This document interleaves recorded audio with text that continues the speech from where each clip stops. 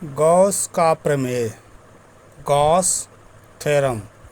इस गॉस के प्रमेय को हम कई नामों से जानते हैं, जिनमें गॉस का नियम, गाउस का नियम, गाउस का प्रमेय आदि नामों से इसे जाना जाता है।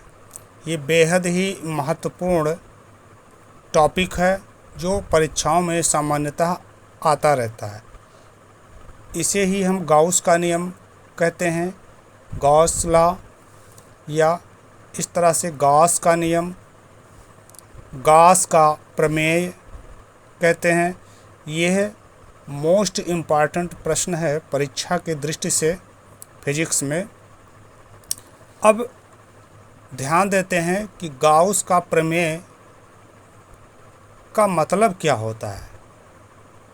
तो इस प्रमेय को गॉस महोदय ने बताया और उनका कहना था कि किसी बंद पृष्ठ, यह बंद पृष्ठ है, से गुजरने वाला, गुजार दीजिए, क्या वैद्युत फ्लक्स, किसी बंद पृष्ठ से गुजरने वाला वैद्युत फ्लक्स उस बंद पृष्ठ के अंदर जो भी जितने आवेश होते हैं, मान लेते हैं +Q आवेश है, तो इस +Q आवेश का 1/ε0 गुना होता है। इसका मतलब ये हुआ, इसको इस तरह से लिख सकते हैं, φE यह वैद्युत फ्लक्स हुआ, ये है। अब इसको Q × 1/ε0 को हम Q/ε0 लिख सकते हैं। तो यही आपका गॉस का प्रमेय हुआ या गॉस का नियम हुआ।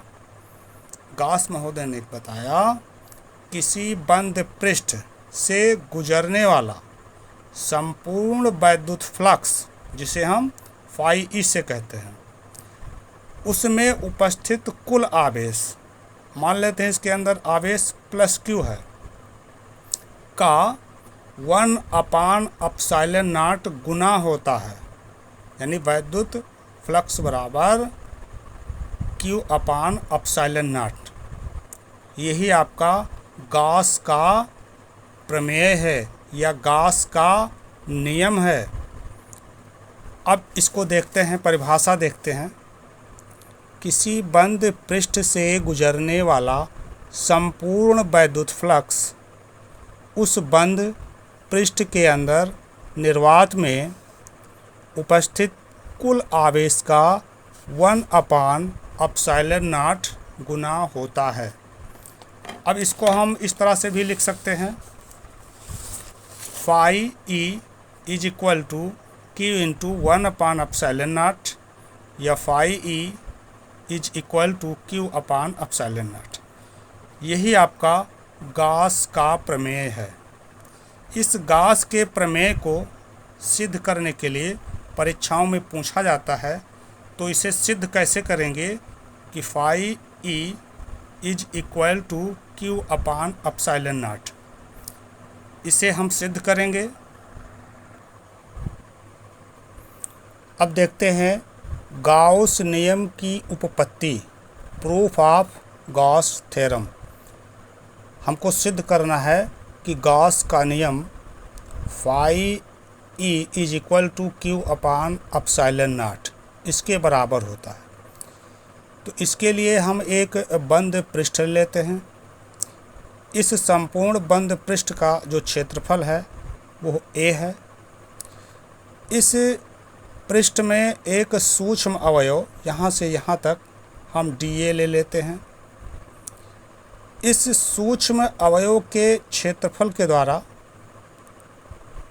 बिंदु O पे, जो कि यहाँ पे एक +Q आवेश ले लिया जाता है, इस क्षेत्रफल के द्वारा dA के द्वारा O पर एक अंतरित घन कोण dω बनता है। यहाँ पे जो प्लस क्यू आवेश है, यहाँ से इस बिंदु P की दूरी हम स्मॉल r ले लेते हैं और इस सूक्ष्म अवयव का जो क्षेत्रफल होता है इसके द्वारा बिंदु O पे अंतरित घन कोण d ओमेगा होगा।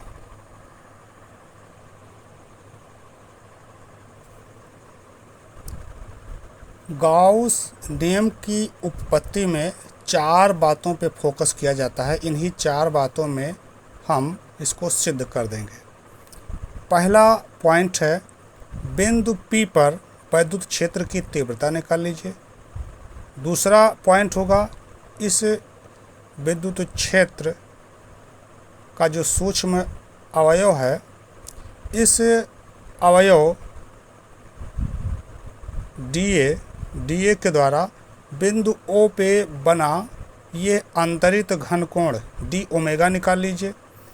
तीसरा जो पॉइंट है, इस dA से गुजरने वाला वैद्युत फ्लक्स निकाल लीजिए।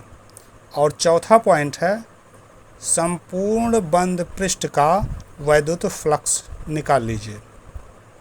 तो देखते हैं, बिंदु P पर वैद्युत क्षेत्र की तीव्रता E बराबर 1/4 पाई एप्सिलॉन 0, या इसको हम पढ़ते हैं 1/4 pi epsilon not into Q/r²।